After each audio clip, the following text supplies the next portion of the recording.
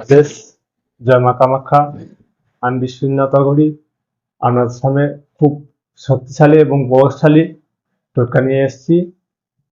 কেন বশীকরণ টোটকা, বশীকরণ কেন করবেন বা কখন করবেন?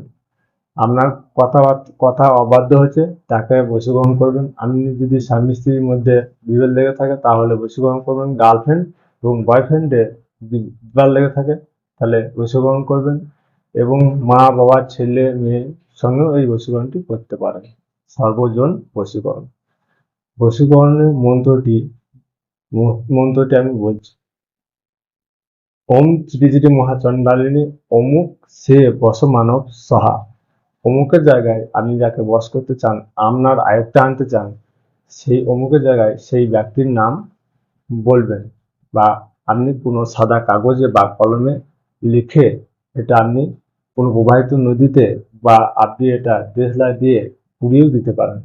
আপনার ইচ্ছাকৃতভাবে আপনি ব্যবহার করতে পারেন। আমি তিনটে আপনাদেরকে উদাহরণ দিলাম। আপনি এটা বালিশের মধ্যে ভরে রাখতে পারেন, সাদা কাগজে লিখে দিয়ে একাকী অবস্থায় আপনি এই মন্ত্রটা 108 বার জপ করে, আপনার কোনো সাদা কাগজ বা কালি কোনো কিছুই লাগবে না। আপনি একাকী অবস্থায় বসে শনিবার বা রবিবারে একা অবস্থায় বসে এই মন্ত্রটি 108 বার জপ করবেন। অমুকের জায়গায় আপনি যাকে বশ করবেন তার নাম করলেই হবে। আপনি যদি ভাবেন আমি এটা যদি সাদা কাগজে বা কালি দিয়ে লিখে আমার নিজে বালিশের মধ্যে রাখতে পারি, আপনি রাখতে পারেন। এবং আপনি এটা পুড়িয়ে দিলে খুব তাড়াতাড়ি কাজটা হবে, 24 ঘন্টার মধ্যে কাজটা হবে। মন্ত্রটি আমি আরেকবার বলছি। ওম চিটি চিটি চণ্ডালিনী মহাচণ্ডালিনী অমুক সে বশ মানব সহা।